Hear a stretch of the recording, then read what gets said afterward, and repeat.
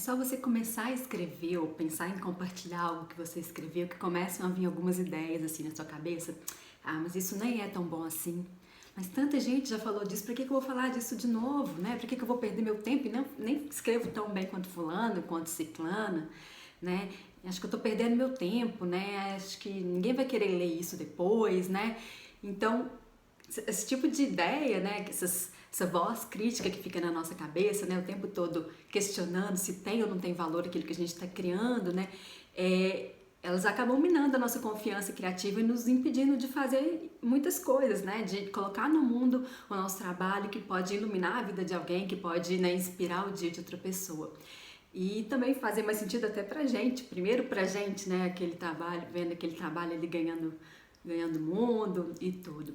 Mas como que a gente faz então para diminuir essa voz crítica que fica aqui atormentando os pensamentos? Eu falo que a primeira coisa que a gente tem que fazer é entender como que funciona essa voz, né? E nesse sentido eu gosto de explicar, né, um pouquinho sobre o funcionamento do nosso próprio cérebro. A gente tem, né, o nosso lado direito do cérebro, que está muito ligado à nossa razão, que fica o tempo todo querendo classificar as coisas que estão certas e erradas, e que estão ali também tentando nos proteger, né? Então toda vez que a gente se coloca em alguma situação de risco, né, esse lado da razão vem nos ajudar, começa a pitar ali e falar, não faz isso que você vai se expor ao ridículo, né? Que além desse lado da razão também existe uma parte do nosso cérebro que atua nessa voz crítica que chama cérebro reptiliano, né? Que é aquele cérebro que foi resquício lá dos tempos que a gente estava lá na pré-história e que a gente vivia na selva e que diante de um grande perigo, né, viesse algum animal nos atacar, a gente tinha que entrar naquele modo ali de fuga ou luta, né?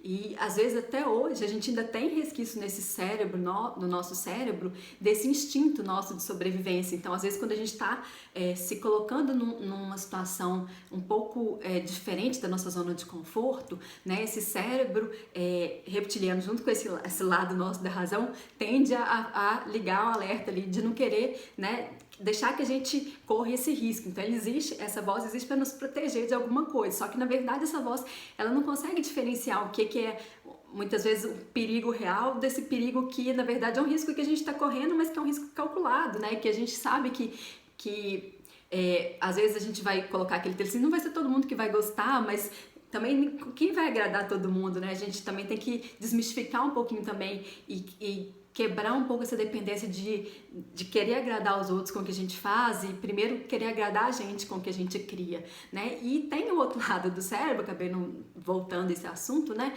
Que é o lado direito que rege essa criatividade, essas ideias mais abstratas, né? Essas conexões mais livres e que gosta muito de brincar, de experimentar, de fazer coisas diferentes, né? Ele tem esse prazer. Só que esse lado esquerdo, esse lado direito, essa razão, essa emoção, né? Esse lado que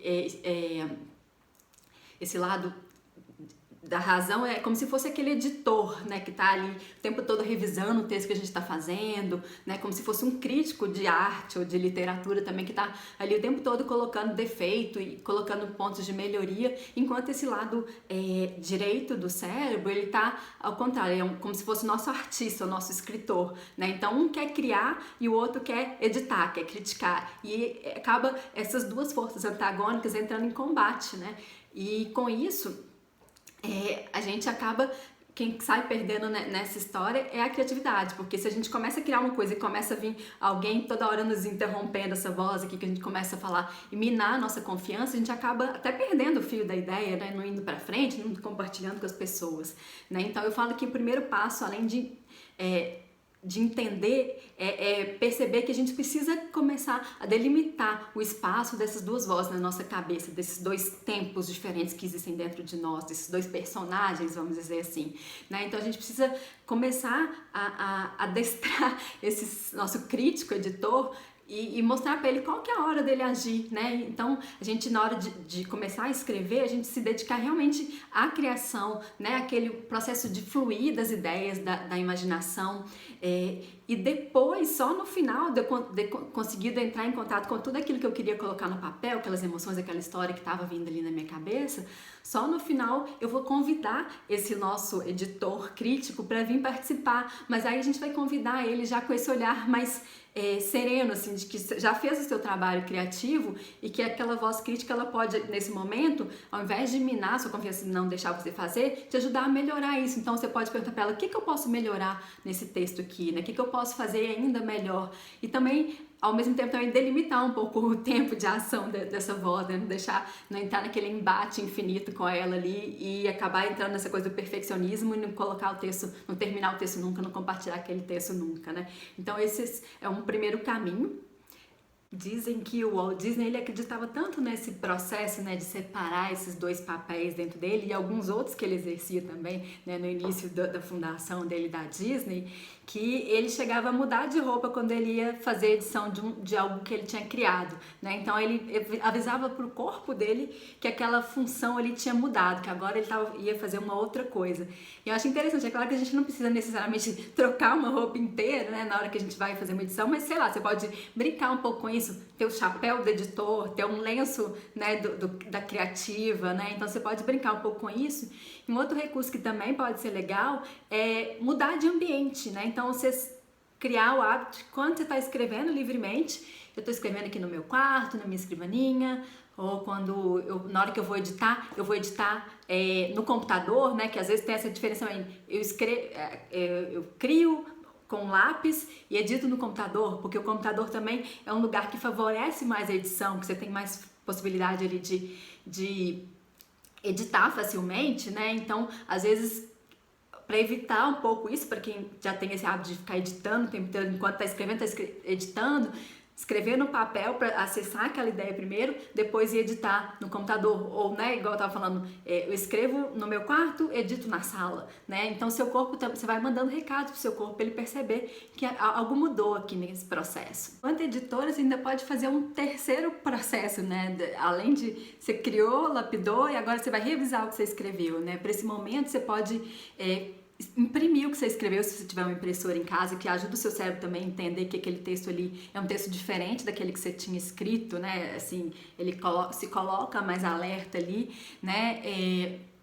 É claro que sempre que possível também, se puder dar um tempo entre uma tarefa e outra, também ajuda, né, o nosso cérebro a ir distanciando ali daquela função, né? Mas se você não tiver impressora em casa, você pode simplesmente mudar a fonte e o tamanho no computador, que ajuda também o cérebro já a perceber que teve alguma mudança ali também. E aí com isso a gente começa a marcar mais esses territórios dentro da gente, da nossa escrita, e favorecer essa fluidez das palavras e ao mesmo tempo ter um momento que sim, a voz crítica vai ser útil, vai ser utilizada ali também, né?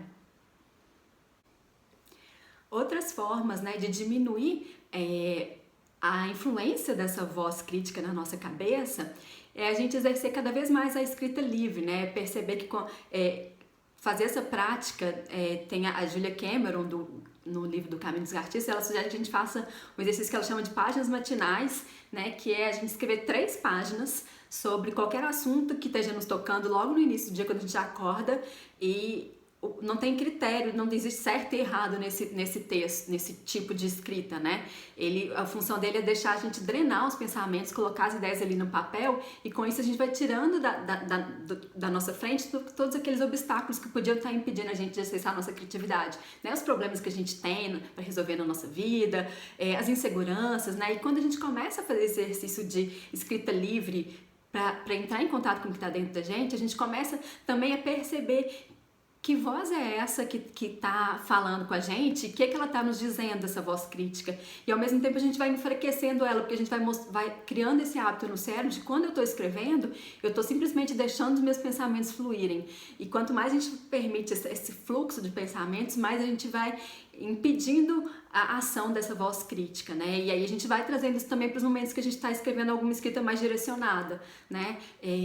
Tem uma técnica que eu também gosto de usar, que é bem bacana, que é essa escrita que mistura um pouquinho essa escrita livre com essa escrita um pouco mais direcionada, no sentido de que ela tem um tema específico, né? Então tem uma técnica que você escolhe um tema para escrever, né? E aí você cronometra um tempo para poder seu tempo de criação livre, né? Então, por exemplo, quero escrever sobre o mar. Então, vou colocar aqui no meu relógio, pode ser a partir de 2 minutos, parece muito pouco, mas dá para escrever coisa legal, né? Mas eu recomendo que você comece com 5 ou 10 minutos, né? Então, se você colocar aí, vou escrever 10 minutos sobre o mar, e aí, nesse sentido, é só legal você evitar sair um pouco do assunto, né? Mas dependendo também, tudo bem se for um assunto que acabou chegando num lugar interessante, né? Começou no mar e acabou entrando aí nas suas emoções, então faz sentido, né? Um pouco essa fuga de tema, mas também não deixar fluir tanto, né? Nesse sentido assim, eu tô escrevendo sobre mar, depois vou escrever sobre a minha escola, né? Então, sendo que nenhuma tem relação com a outra, né? Então, essa escrita, ela traz essa questão do tema como um farol para guiar, e depois desse momento de escrita livre, nesse momento de escrita livre é bem legal você simplesmente pegar o lápis e começar a escrever sem interrupção mesmo, para o pensamento não ser interrompido. Aí acabou esse tempo, você colocou o cronômetro, né, para poder marcar ali 10 minutos, então apitou, você para de escrever e aí você vai ter um momento que é a segunda fase, que é a fase da lapidação. Nessa fase da lapidação você pode escolher tanto ter o mesmo tempo que você teve para escrita, como você também pode dobrar esse tempo. Então, você fala, não, para lapidar isso aqui eu vou demorar 10 minutos, ou não, hoje eu quero fazer um texto mais trabalhado aqui, vou demorar 20 minutos para editar esse texto. Então, eu cronometro também esse tempo de 20 minutos, e aí apitou, também para de escrever aquele texto que você estava lapidando ali, que isso também é uma coisa bacana pra gente evitar essa procrastinação, essa coisa de ficar eternamente editando o texto, não colocando um ponto final nele, né? Então, a gente começa a organizar melhor o nosso tempo e aproveitar melhor o nosso tempo, ao mesmo tempo que a gente vai nos afastando dessa voz crítica aí também. Tem mais alguns recursos que eu acho bacana também da gente perceber e usar assim, para essa questão da voz crítica. Um deles é até a sugestão da Julia Cameron também, que a gente pode dar um nome para essa voz crítica, né? Então, esse sensor, esse carrasco interior, né? Você pode batizar ele, sei lá, de Cruella Cruel, né? De Miranda Gray, né? Então, você pode escolher, às vezes, um personagem que você conhece de alguma história, né? Que traga esse papel meio de vilão, que fica ali criticando tudo também, né? Ou você pode até mesmo criar um próprio nome para o seu personagem. Ela sugere até que você pode criar uma imagem ou associar uma imagem que já existe, né? Pode ser um animal, pode ser um personagem, pode ser uma coisa que você cria aí na sua cabeça, se você souber desenhar, pintar, né? Então você vai batizando esse crítico interior, né? Da mesma forma que eu sugeri de você batizar também a voz, que é aquela sua voz sábia, sua voz selvagem, sua voz oceânica que existe dentro de você, né? Então isso também vai ajudando a gente a ganhar certa intimidade com essa voz e também entender os momentos diferentes dela, né? Uma outra coisa que é legal também, que eu acho super bacana também, sugestão da Júlia, né? Que é criar um acervo de aplausos, né? Ela dá essa sugestão porque muitas vezes é muito fácil a gente lembrar de alguma crítica que a gente recebe, de alguém que falou mal de alguma coisa que a gente fez, né? Ou que às vezes você sentiu que não gostou e que aquilo mexeu com você. E às vezes a gente tem, sei lá, 100 pessoas, né? Nos aplaudindo, né? Gostando do nosso conteúdo, daquilo que a gente está escrevendo, né?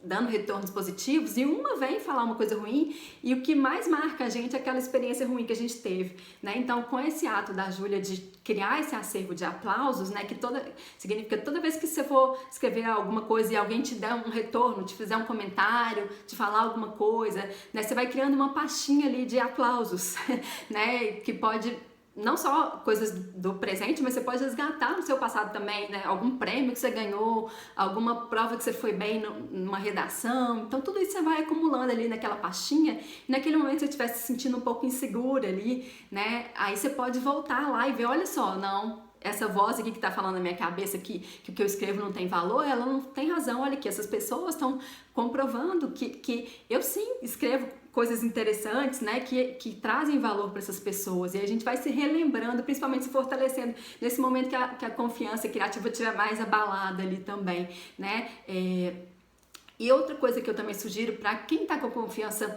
nesse momento mais fragilizado, assim, né, tá muito difícil de se comparar com os outros, você sempre acha que os outros estão fazendo melhor que você, né? Então eu gosto de pensar também que a gente tem que se colocar num certo lugar de humildade quando a gente começa a escrever, ou mesmo quando a gente já está escrevendo há algum tempo, de entender que a gente está num processo, né, de evolução. Às vezes a gente olha aquele texto, né, de alguém que escreveu ali, sem saber o que a pessoa já passou por aquilo, e esquece que a gente, né, teve muito menos experiência, ou até teve o mesmo tanto de experiência, mas, né, teve vivências diferentes. Então cada um, a gente não vê os bastidores da outra pessoa, não sabe quando ela começou, se ela começou pequena ou grande. Então todo mundo começa de algum lugar, né, e vai evoluindo, né? Mesmo os grandes mestres que a gente admira hoje, eles com certeza já escreveram textos que eles não se orgulharam. Então a gente tem que colocar nesse lugar de humildade, que às vezes eu vou começar assim de um jeito que não é exatamente aquele que eu quero, principalmente se você tem bom gosto, se você, né, lê literatura de qualidade, se for ler poesia de qualidade, então pode ser que o seu patamar de comparação já comece bem alto ali, querendo atingir aqueles mestres ali. Mas é exatamente por a gente ter esse bom gosto, né, que a gente vai evoluindo e criando ferramentas para poder chegar cada vez mais num lugar que nos represente mais, que traga essa nossa voz única para o nosso texto, né, sem ficar o tempo todo se comparando principalmente se diminuindo em frente ao outro, né? Então, se você tá nesse momento assim de ainda tá com essa confiança não tão fortalecida, esse músculo da confiança, porque eu acho que é um músculo que a gente vai trabalhando ao longo do tempo, aí eu sugiro que até você pare, né, de ver ou ler conteúdos de pessoas que você se compara muito, que você acaba se diminuindo. Se for o caso, para até de ler por um tempo, né? Interrompe, né, as leituras e foca aí na sua escrita, foca aí no seu processo criativo, para de ver redes sociais ou deixa de seguir pessoas que estão te colocando nesse lugar, né, de se comparar, né? Depois, se você se sentir melhor, depois você até pode voltar, mas tem alguns artistas que inclusive adotam esse hábito de não lerem críticas, de não lerem comentários quando postam as coisas, porque eles preferem preservar essa vida criativa, né? Até tem uma frase da Clarissa Pinkola Estés que eu gosto muito, que ela fala: eu prefiro colaborar com a minha vida criativa do que colaborar com a minha própria opressão, né? Então, a gente escolher esse lugar e ir trabalhando. Mais uma dica última que eu trago aqui também para soltar as ideias e as palavras aí também, quando você vai começar a criar um texto, eu gosto muito de fazer uma lista de palavras ou mapear, fazer um mapa mental ou uma nuvem de palavras ou um mar de palavras. Eu vou deixar um exemplo aqui também, para poder ampliar o meu vocabulário sobre aquele assunto ali, né? Principalmente se eu estou tratando de um texto que eu estou criando uma metáfora, que eu estou trazendo um conteúdo mais simbólico. Então, quais são as palavras? Eu coloco lá a palavra principal que eu tenho para trabalhar, né? Então, por exemplo, eu quero trabalhar sobre o mar, né? Então, eu coloco ali o mar no centro da minha página. E aí, ao redor dele, eu começo a puxar que palavras que me lembram mar, quais são os sinônimos dela, quais são as palavras que estão ligadas ao contexto de mar, né? Então, disso uma palavra vai puxando a outra e eu vou ampliando ali e eu acabo tendo um mapa visual, assim, de que palavras, que opções que eu tenho sobre aquele assunto ali, e às vezes até já começa a criar algumas conexões, né, que podem ser interessantes de título também, ou de ideias para trazer para esse texto. E às vezes eu faço esse mapa separado desse mar, e às vezes eu faço um mapa conjunto com uma espécie de interseção, sabe aqueles conjuntos de matemática que tem duas bolinhas e uma encontra com a outra? E aí às vezes eu faço isso, né? Por exemplo, eu tenho o universo do mar e eu tenho o universo da escrita. Eu quero comparar o ato de escrever com o ato de mergulhar, por exemplo. Então eu faço uma bola onde eu trago as palavras que tem a ver com esse contexto da escrita, e outra bola que eu trago esse contexto da palavra mar. E aí, no meio delas, eu escrevo as palavras que estão meio que em comum com aqueles dois universos ali. E com isso eu posso estabelecer essa metáfora e usar mais termos ali que estão ligados àquele universo, fortalecendo ali essa imersão no próprio texto, nessa imagem que eu estou trazendo para o texto. Espero que você tenha gostado da dica, depois me conta o que achou.